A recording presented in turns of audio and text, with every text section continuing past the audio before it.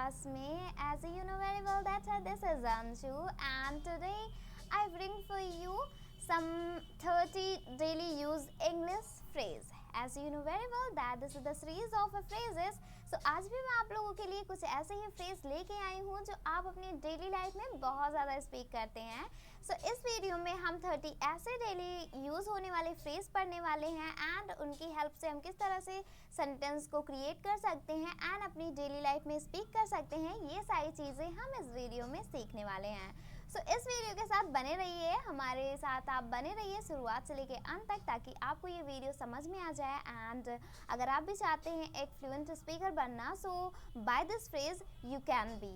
Okay, so चलिए बढ़ते हैं हमारे वीडियो की तरफ. बिना टाइम को वेस्ट किए हुए चलिए आज के हम अपने इस वीडियो को स्टार्ट करते हैं. Okay, but before start this video, अगर आप हमारे चैनल पर पहली बार विजिट कर रहे हैं, so subscribe this channel and don't forget to press the bell icon. So now let's go ahead. चलिए आगे बढ़ते हैं एंड देखते हैं आज के हमारे पहले फ्रेज को. सो आज का जो हमारा पहला फ्रेज है वो है keep back. Keep back. Keep back का मतलब होता है छिपाना. ओके, छिपाना. कोई भी चीज़ हो उसे छिपाना.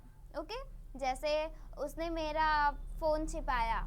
Okay, he kept back. यहाँ पे कीप नहीं होगा, केप्ट हो जाएगा. He kept back my phone. Okay, so उसने मेरा फ़ोन छिपाया. ओके, इस तरह से आप इसको बोल सकते हैं, स्पीक कर सकते हैं. Okay, don't keep back my phone. Okay, मेरे फ़ोन को मत छिपाओ. ओके, इस तरह से भी आप इसको बोल सकते हैं अपनी डेली लाइफ में. ओके, मेरे पैसे को मत छिपाओ, मेरे बैग को छिपाओ मत, बिकॉज आई नो दैट आपने मेरा बैग लिया है. Okay, you took my bag, so don't keep back my bag. Okay, तो इस तरह से आप इसको यूज़ करके स्पीक कर सकते हैं. अगला फ्रेज देखते हैं. अगला फ्रेज है हमारा कट इन. कट इन, इसका मतलब क्या होता है? कट इन का मतलब होता है बीच में टोकना. जैसे सपोज दैट अगर आप किसी के साथ में टॉकिंग कर रहे हैं, बात कर रहे हैं, और अगर कोई बीच में बात को कट कर देता है आके, मतलब कि बीच में बात को आप लोगों की रोक देता है, तो क्या करते हैं? उसको क्या बोलते हैं? Cut in. ओके, बीच में टोकना. ओके, कोई अगर बीच में टोकता है तो इट मीन्स दैट उसको इंग्लिश में क्या बोलते हैं? Cut in. Cut in. He cut in my matter. उसने मेरी बातें बीच में टोक दी. ओके, उसने मेरी बातें बीच में कट कर दी या फिर टोक दिया उसने बीच में. ओके, इस तरह से आप इसको यूज़ कर सकते हैं. अगला फ्रेज है keep up. Keep up. Keep up का मतलब क्या होता है? कीप अप का मतलब होता है जारी रखना. कोई भी चीज़ जो मतलब कि जारी रखना, मतलब कंटिन्यू करते रहना, उसको हम इंग्लिश में बोलते हैं कीप अप. कीप अप मतलब क्या होता है? जारी रखना. Okay, keep up this work. इस काम को जारी रखो. Okay, keep up study. Okay, पढ़ाई जारी रखो. Okay, keep up. Keep up मतलब जारी रखना. Okay, so I hope you got this. I hope आप लोगों को समझ में आ गया होगा. सो चलिए आगे बढ़ते हैं हमारे अगले फ्रेज की ओर एंड देखते हैं आज का हमारा अगला फ्रेज. अगला फ्रेज है हमारा वाइप आउट. वाइप आउट, इसका मतलब क्या होता है? इसका मतलब होता है मिटा देना. जैसे अगर कोई चीज़ बोर्ड पे, ब्लैक बोर्ड या फिर वाइट बोर्ड पर लिखी हुई हो, तो बोलते हैं ना इसे मिटा दो, क्योंकि मैं दूसरा लिखने वाला हूँ. I am about to write new, so wipe out. Wipe out this.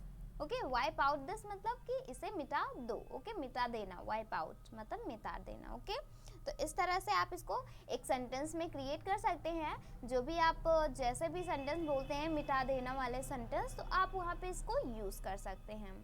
अगला फ्रेज है fall for. fall for, इसका मतलब क्या होता है? fall for का मतलब होता है फिदा हो जाना. and fall for you. Okay, मैं आप पे फिदा हो गई. Okay, and fall for you, फिदा हो जाना. ओके, तो इस तरह से आप इसको सपोज दैट अगर कोई किसी की क्वालिटी को देखकर बहुत ज़्यादा फिदा हो जाता है ना, किसी की बहुत अच्छी क्वालिटी होती है. ओके, कोई किसी की स्टडी उसकी बहुत ज़्यादा अच्छी होती है, तो आप बोल सकते हैं fall for on your study. मैं तुम्हारी पढ़ाई पे फिदा हूँ. Okay, and I am fall for you, मैं तुम पर फिदा हूँ. Okay, like this you can speak this phrase. Okay, so I hope you got this. आप लोग समझ गए होंगे, आई होप. चलिए आगे बढ़ते हैं इसी के साथ हमारे अगले फ्रेज की ओर एंड देखते हैं आज का हमारा अगला फ्रेज. सो अगला आज का हमारा फ्रेज है वो है get back. Get back. Get back का मतलब क्या होता है? गेट बैक का मतलब होता है वापस आना. गेट बैक का मतलब क्या होता है? वापस आना. ओके, गेट बैक, वापस आना. प्लीज गेट बैक, प्लीज वापस आ जाओ. ओके, वापस आ जाओ, वापस आना, गेट बैक. ओके, और अगर कहना हुआ वो वापस आ गया, so he got back. Okay, get का गॉट हो जाएगा, गॉट बैक. ओके, वह वापस आ गया. ओके, नेक्स्ट है back out. Back out. Back out. Back out का मतलब क्या होता है? इसका मतलब होता है अपनी बात से मुकर जाना. Back out. आपने ये फ्रेज नॉर्मली मूवी में सुना होगा, don't back out on your words. Okay, अपनी बातों से मुकरो मत. Don't back out, you can't back out. Okay, आप अपनी बात से मुकर नहीं सकते. ऐसा आपने सुना है ना अपने फ्रेंड के मुंह से भी, एंड आपने मूवी में भी इस तरह के फ्रेज सुने होंगे. ओके, तो कैसे क्या होता है इसका मतलब? Back out. ओके, जब अगर कोई बैक आउट बोले तो इसका मतलब ये होता है बात से मुकर जाना या फिर बात से मुकरना. ओके, बात से मुकरना. जैसे you can't back out. Okay, आप अपनी बात से मुकर नहीं सकते. ओके, तो इस तरह से अगर कोई कहता है आपको पहले कि हाँ मैं आपका काम करवा दूंगा, एंड लास्टली जब आपको उसकी हेल्प होती है तो वो कहता है नहीं मैं नहीं कर सकता, तो आप बोल सकते हैं आप अपनी बात से मुकर नहीं सकते. आपने मुझे प्रॉमिस किया था. You can't back out because you promised me. Okay, you promised me. Okay, आपने मुझे प्रॉमिस किया. ओके, किया था. तो इस तरह से आप इसको यूज कर सकते हैं एंड स्पीक कर सकते हैं. अगला फ्रेज है stand by. Stand by. Stand by का मतलब क्या होता है? स्टैंड बाय का मतलब होता है मदद करना. ओके, जैसे मदद करना मतलब किसी का सहारा बनना, किसी के साथ खड़े होना. तो इसका मतलब क्या होता है?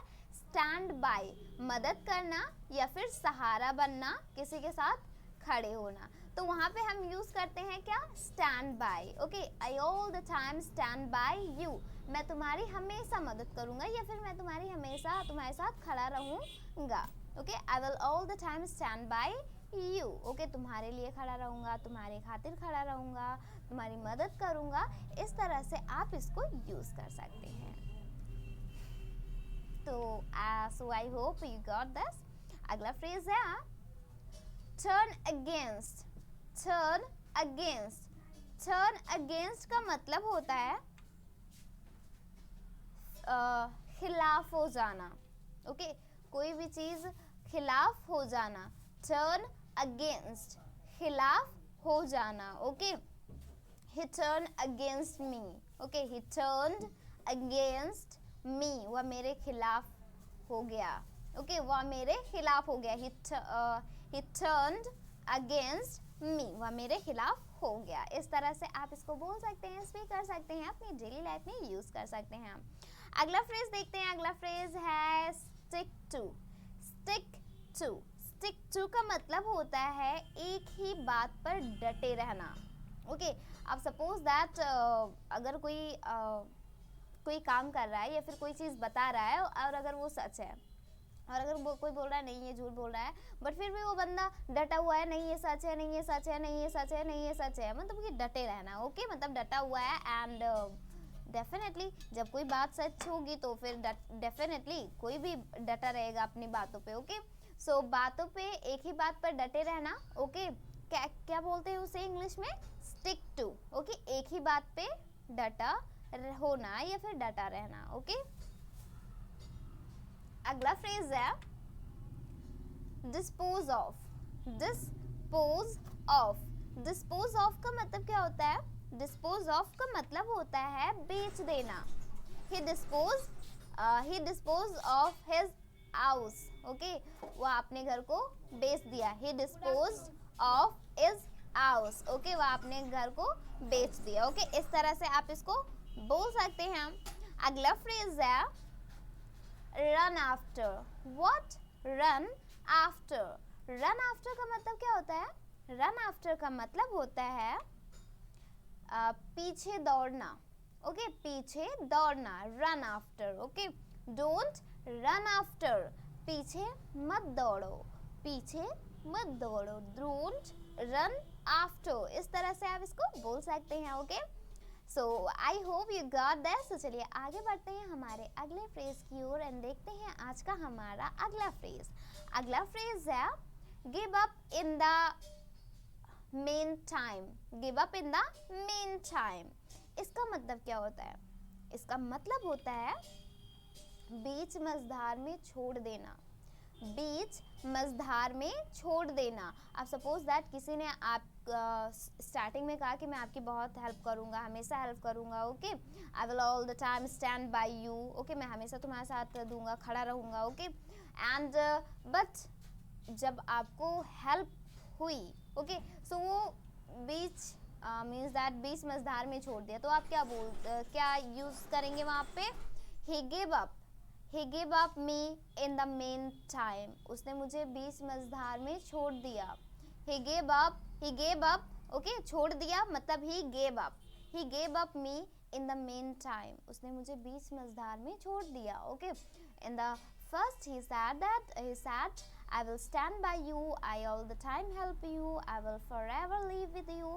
But in when I say I help to you, then he gave up in the meantime. उसने बीच मझधार में मुझे छोड़ दिया. Okay, like this you can use this. Okay, for your spoken English. Okay, next है इस तरह के सेंटेंस आप लोग बहुत ज़्यादा स्पीक करते हैं, so you must know that how to use this types of phrase in English. Okay, next है हमारा rock hearted. rock hearted. rock hearted मतलब होता है पत्थर दिल. ओके, जिस इंसान के अंदर एक भी दया नहीं होती है उसे आप बोल सकते हैं he is a rock hearted person. Okay, वह पत्थर दिल इंसान है. He is a rock hearted person. इस तरह से आप इसको स्पीक कर सकते हैं. ओके, रॉक हार्टेड मतलब पत्थर दिल इंसान. अगला फ्रेज है don't talk rubbish. Don't talk rubbish. Don't talk rubbish का मतलब होता है फालतू बात मत करो. अब सपोज दैट अगर आप स्टडी कर रहे हैं एंड कोई इधर उधर की बातें कर रहा है तो आप बोल सकते हैं please don't talk rubbish. Okay, फालतू बात मत करो. डोंट टॉक रबिश, फालतू बात मत करो. ओके, तो इस तरह से आप इसको अपनी डेली लाइफ में स्पीक कर सकते हैं, यूज़ कर सकते हैं. इससे रिलेटेड आप इन फ्रेज का यूज़ करके बहुत सारे सेंटेंस को क्रिएट करके उसे अपनी डेली लाइफ में, अपनी कन्वर्सेशन में, अपने फ्रेंड के साथ टॉकिंग करने में आप इसको यूज़ कर सकते हैं. So I hope you will speak. Okay, so इस पर practice, you must practice at this phrases. Okay, आगे बढ़ते हैं. आगे हमारा अगला जो फ्रेज है वो है What rubbish? What rubbish? What rubbish का मतलब क्या होता है? क्या बकवास है, क्या बकवास है. What rubbish? ओके, अब सपोज दैट अगर आपके बारे में कोई कुछ कह रहा है, ओके, सो आप क्या बोलते हैं? What rubbish? या फिर किसी की और चीज़ के बारे में कुछ गलत बोल रहा है तो आप बोल सकते हैं What rubbish? ओके, क्या बकवास है. ओके, ऐसा तो नहीं हो सकता. It can't. Okay, it can't be, it can't happen. Okay, so इस तरह से आप इसको यूज़ कर सकते हैं. व्हाट रबिश, क्या बकवास है. ओके, तो इस तरह से आप इसको यूज़ कर सकते हैं एंड स्पीक कर सकते हैं. अगला फ्रेज है हमारा आज का example is a better than precept. Precept. Okay, इसका मतलब क्या होता है? Example is a better than precept. इसका मतलब होता है उपदेश देना आसान है, करना कठिन. उपदेश देना आसान है, करना कठिन. जैसे बहुत सारे लोग होते हैं ना, दूसरों को सजेस्ट करते हैं that you have to do this. Okay, आपको ऐसा नहीं करना चाहिए, आपको ऐसा नहीं करना चाहिए, आपने ये गलत किया, आपको ये करना चाहिए. तो आप बोल सकते हैं example is a better than precept. Okay, उपदेश देना आसान है, करना कठिन. ओके, सो इस तरह से आप किसी को बोल सकते हैं अगर कोई उद्देश्य दे आपको बहुत ज़्यादा कि तुम्हें ये करना चाहिए, तुम्हें ये करना चाहिए, तुम्हें वहाँ जाना चाहिए, then you can use this. Okay, अगला फ्रेज है हमारा आज का birds of same feather flock together. Okay, birds of same feather flock together. इसका मतलब क्या होता है? इसका मतलब होता है, ये फ्रेज आप लोग बहुत ज़्यादा यूज़ करते हैं। इसका मतलब होता है एक ही थाली के चट्टे बट्टे, एक ही थाली के चट्टे बट्टे। ओके, बाय द वे ये एक तरह का प्रोवर्ब्स भी है। ओके, एक ही थाली के चट्टे बट्टे। Okay, and you can also say this is the phrase. Okay, एक ही थाली के चट्टे बट्टे। ओके, सो इसको इंग्लिश में कैसे बोलेंगे एक ही थाली के चट्टे बट्टे को? अगर आपको इसे इंग्लिश में किसी को कहना हुआ तो कैसे बोलेंगे?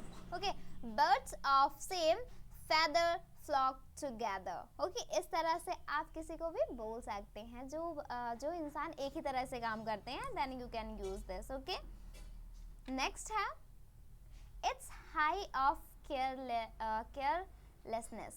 It's high of carelessness. इसका मतलब क्या होता है? इसका मतलब होता है लापरवाही की भी हद होती है, लापरवाही की भी हद होती है। सपोज दैट अगर किसी ने आपको ढेर सारे पैसे दिए एंड अगर आप उसे बाहर छोड़ देते हैं, सपोज दैट अगर आपको बाहर किसी ने पैसे दिए एंड अगर आप गलती से छोड़ देते हैं ओके कहीं पे, एंड आप किसी काम में लग जाते हैं, कोई काम करने लगते हैं एंड अगर वो पैसा खो जाता है तो जिसने दिया होगा वो क्या बोल देगा? लापरवाही की भी हद होती है। It's high of carelessness. Okay, it's high of carelessness. Okay, लापरवाही की भी हद होती है, तुमने तो हद ही पार कर दी। ओके, तो इस तरह से आप इसको बोल सकते हैं अगर कोई ऐसा इंसान जो इस तरह की लापरवाही करे। ओके, अगला फ्रेज है it's beyond of my thinking. It's beyond of my thinking. इसका मतलब क्या होता है? इसका मतलब होता है ये मेरी समझ के बाहर है। It's beyond of my thinking, ये मेरी समझ के बाहर है। ओके, अब सपोज दैट किसी ने कुछ दिया आपको करने के लिए, ओके, एंड आपको उसके बारे में कोई आइडिया ना हो एंड अगर वो समझा रहा है कि हाँ इसको ऐसे करना है, ऐसे ऐसे हो जाएगा बहुत आसानी से, तो आप बोल सकते हैं, अगर आपको फिर भी ना समझ में आए तो आप बोल सकते हैं sorry it's beyond of my thinking, ये मेरी समझ से बाहर है, so I can't do this. Okay, मैं ये नहीं कर सकता। ओके, इस तरह से आप इसको स्पीक कर सकते हैं। So I hope you got this. चलिए आगे बढ़ते हैं हमारे अगले फ्रेज की ओर एंड देखते हैं आज का हमारा अगला फ्रेज। अगला फ्रेज है आज का हमारा, वो है don't be have like valgus. Don't be have like valgus. इसका मतलब क्या होता है?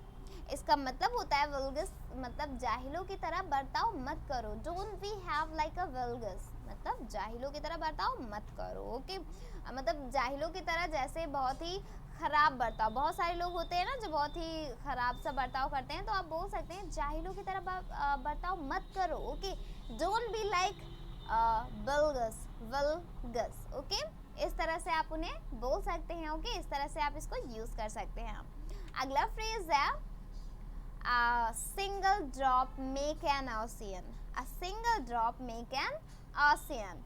इसका मतलब क्या होता है? इसका मतलब होता है बूंद बूंद से घड़ा भरता है। ये आप लोग बोलते हैं ना, स्पीक करते हैं अपनी डेली लाइफ में। ओके, जब कोई अगर कोई कहता है तुम तो बहुत ज़्यादा बचाते हो, ओके, एक पैसे भी नहीं खर्च करते हो, देन आप बोल सकते हैं बूंद बूंद से घड़ा भरता है। ओके, सो अगर कोई कहे कि एक थोड़े से पैसे खर्च करने में क्या हो जाएगा, ओके, चलो खर्च कर देते हैं, चलो कुछ खिला दो, तो आप बोल सकते हैं बूंद बूंद से घड़ा भरता है। ओके, तो कैसे बोलेंगे? A single drop make an ocean. A single drop make an ocean. Okay, इस तरह से आप उसे बोल सकते हैं। ओके, सो अगला फ्रेज है I am fresher here. I am fresher here. Fresher का मतलब क्या होता है? आपने ये फ्रेशर आपने सुना होगा, काफ़ी जगहों पे सुना होगा। ओके, सो फ्रेशर का मतलब क्या होता है? फ्रेशर मतलब होता है नया। Okay, I am fresher here मतलब मैं यहाँ नया हूँ। I am fresher here. Okay, suppose that आप अगर किसी कॉलेज में जाते हैं नॉमिनेशन के लिए, मतलब कि एडमिशन के लिए, सो आप बोल सकते हैं, अगर कोई आपके फ्रेंड बनते हैं बहुत सारे तो पूछते हैं ना कि कहाँ से आ रहे हो, किस ईयर में हो, तो आप बोल सकते हैं sorry I am fresher here. Okay, मैं यहाँ नया हूँ। आई एम फ्रेशर हेयर या फिर आई am fresher in your college, मैं आपके कॉलेज में नया हूँ। I am fresher in your college, in your school. Okay, इस तरह से आप इसको यूज़ कर सकते हैं। अगला फ्रेज है as father as son. as father as son का मतलब क्या होता है? इसका मतलब होता है जैसा बाप वैसा बेटा, जैसा बाप वैसा बेटा. ऐसे भी ये फ्रेज भी काफ़ी लोग बहुत ज़्यादा यूज़ करते हैं. सो अगर आपको ये फ्रेज इंग्लिश में कहना हुआ जैसा बाप वैसा बेटा, तो कैसे इंग्लिश में बोलेंगे?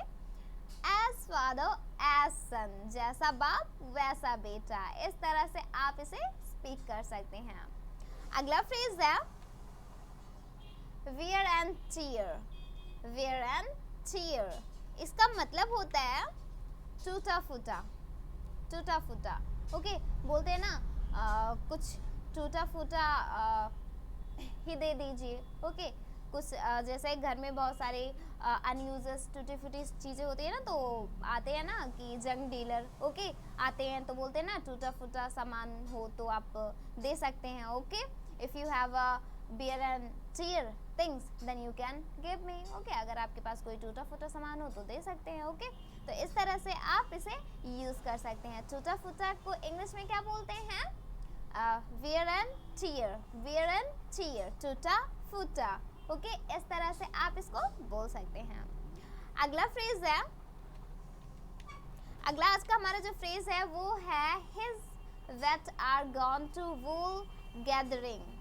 his that are gone to wool gathering इसका मतलब क्या होता है?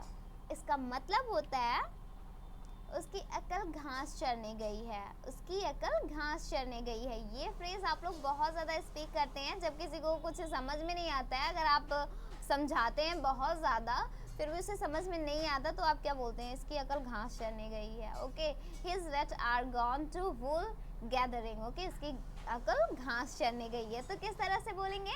इस तरह से बोलेंगे. Okay, so you have to practise. Okay, अगला फ्रेज की ओर, अगले फ्रेज की ओर बढ़ते हैं. देखते हैं आज का हमारा अगला फ्रेज. अगला फ्रेज है हमारा I am helpless. I am helpless इसका मतलब क्या होता है? I am helpless. अब सपोज दैट अगर कोई आपसे हेल्प मांगता है बट उस टाइम अगर आप मतलब कि नहीं हेल्प कर सकते तो आप बोल सकते हैं सॉरी आई एम हेल्पलेस. अगर किसी ने कहा कि आप मेरी मदद कर दीजिए तो अगर आप उस टाइम पे मतलब कि ऐसे एबल ना हो हेल्प करने के लिए तो आप बोल सकते हैं I am helpless. I am helpless का मतलब क्या होता है? सॉरी मैं मजबूर हूँ. I can't help you, I am helpless. Okay, मैं मजबूर हूँ, मैं तुम्हारी मदद नहीं कर सकता. इस तरह से आप इसको स्पीक कर सकते हैं. अगला फ्रेज है his days are numbered. his days are numbered इसका मतलब क्या होता है? इसका मतलब होता है उसके पास बस कुछ ही दिन है, उसके पास बस कुछ ही दिन है. ओके, कुछ ही दिन है मतलब कि आप इस तरह से भी बोल सकते हैं कि वो शहर जाने वाला है तो गांव में उसके पास बस कुछ ही दिन है. या फिर कोई इंसान ऐसे मरने वाला होता है ना तो बोलते हैं ना बस उसके पास कुछ ही दिन है. ओके, ही है his days are numbered. Okay, उसके पास कुछ ही दिन है. ओके, उसके पास कुछ ही दिन है. इस तरह से आप इसको बोल सकते हैं. अगला फ्रेज है will you favor me. will you favor me इसका मतलब क्या होता है? इसका मतलब होता है will you favor me का मतलब होता है क्या तुम मेरा छोटा सा काम करोगे? क्या तुम मेरा छोटा सा काम करोगे? will you favor me, will you favor me, then you can use okay I will favor you. Okay, I will favour on you. Okay, मैं तुम्हारा छोटा सा काम कर दूंगा या फिर मैं तुम्हारे ऊपर एक एहसान कर दूंगा. एहसान करना भी होता है. फेवर का मतलब क्या होता है? एहसान करना भी. ओके, विल यू फेवर मी, क्या आप मुझ पर एक एहसान करेंगे या फिर क्या आप मेरा छोटा सा काम करेंगे? इस तरह से आप दोनों तरह से इसे यूज़ कर सकते हैं. Okay, so I hope you got this. अगला फ्रेज है हमारा road is under repair. Road is under repair इसका मतलब क्या है? सड़क बहुत ख़राब है या फिर सड़क अभी बन रही है. अंडर रिपेयर मतलब क्या होता है? मतलब कि काम चालू हो गया है, अभी सड़क बनी नहीं हुई है, अभी खराबी है, बस काम चल रहा है उस पर. Okay, so the road is under repair, ख़राब है या फिर बन रहा है. आप दोनों यहाँ पे इसे यूज़ कर सकते हैं. ओके, सो इस पे आप लोग प्रैक्टिस ज़रूर कर लीजिएगा क्योंकि बहुत ही ज़्यादा यूज़फुल फ्रेज हैं. So I hope you practice at this phrases. Okay, so I I hope you enjoyed this video. आज के लिए बस इतना ही रहने देते हैं। हम मिलते हैं हमारी अगली वीडियो में कुछ ऐसे ही फ्रेज लेके जो आपके स्पोकन के लिए बहुत ही ज़्यादा यूजफुल होगा। So thank you so much for watching this video and हम मिलते हैं हमारी अगली वीडियो में। Till then take care, bye bye and best of luck for